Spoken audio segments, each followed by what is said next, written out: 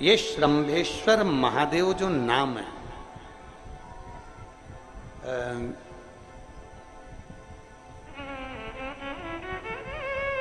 भगवान शंकर ने सारे 33 कोटि देवताओं को अपने अंदर समाहित कर कर ये रूप रखा था श्रम्भ पक्षी।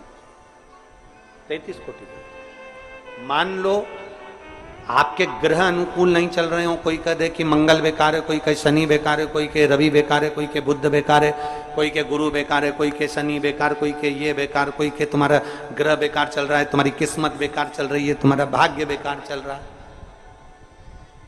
तो पहले तो जो तुमसे कह दे कि तेरा भाग्य बेकार चल रहा है, उसके चरण छू के उसको प्रणाम करके वापिस आ जाओ। क्यों?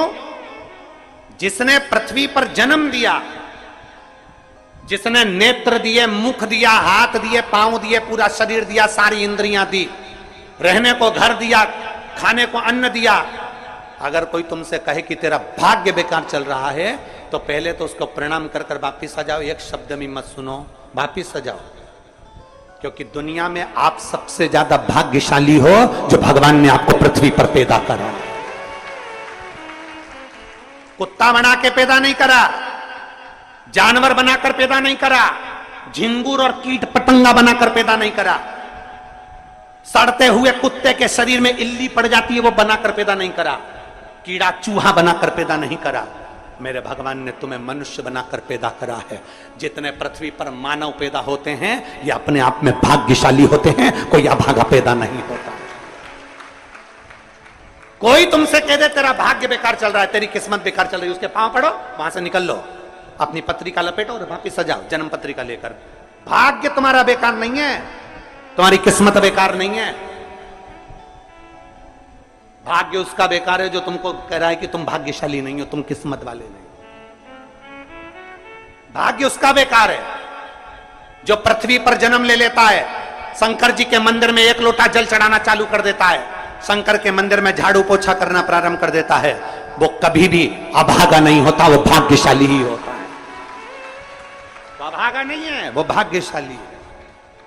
और जितने पृथ्वी पर मनुष्य जन्म है, चाहे वो छोटे से छोटा, बड़े से बड़ा, आपका हाथ पैर शरीर सब भगवान ने दिया है, आपको करोड़पति बनाकर पैदा करा है, फिर भी आप अपने आप को अगर अभागा समझते हो तो आपके ऊपर है। किस्मत वाले हो, करोड़पति बनाकर भेजा है।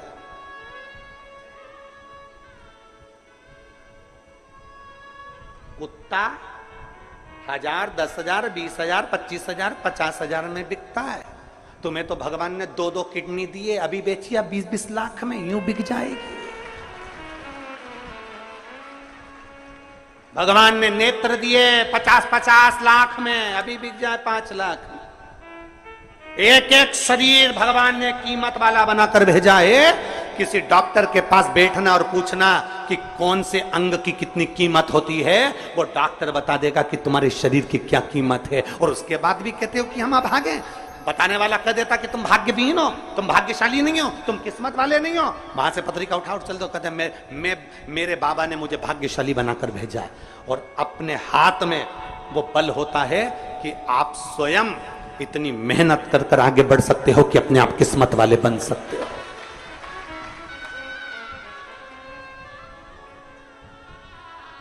अपने आप।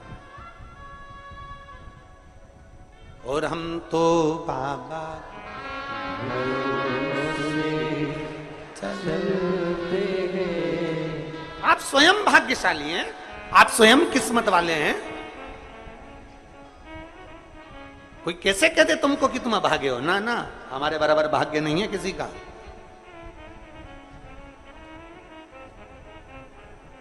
तुम्हारी ग्रह खराब है, तुम्हारे ग्रह खराब है। शंभेश्वर महादेव का नाम 7 कनेर के पुष्प, कितने? 7 कनेर मालूम है? ये रोड पर जो जाते हो डिवाइडर में पीला पीला फूल लंबा, जो कि पशु पक्षी कोई नहीं खाता, जहरीला फूल माना जाता है। कनेर के 7 फूल, एक बेलपत्र। जिस समय पर कनेर का फूल बेलपत्र के साथ चढ़ाया जाएगा तो 7 कनेर के पुष्प सीधी बेलपत्र पर आपको रखना, 2-3 प्रदोष कर कर देखना। अगर कोई आपसे कहे कि आपका भाग्य ठीक नहीं चल रहा, आपकी किस्मत ठीक नहीं चल रही, आपके ग्रह ठीक नहीं चल रहा है, आप भाग्यशाली नहीं हो, पहले तुम वहां से उठ जाओ, उसके बाद में देवाधिदेव महादेव के पास 7 कनेर के पुष्प एक बेलपत्र में रखकर नंदीश्वर के पास में बैठकर श्री शिवाय नमस्तुभ्यम बोलकर अशोक सुंदरी वाली जगह पर स्पर्श कराकर भगवान शंकर पर 7 फूल के साथ बेलपत्री की डंडी अशोक सुंदरी की साइड हो, ऐसा स्मरण करते हुए शिव को समर्पित कर दे।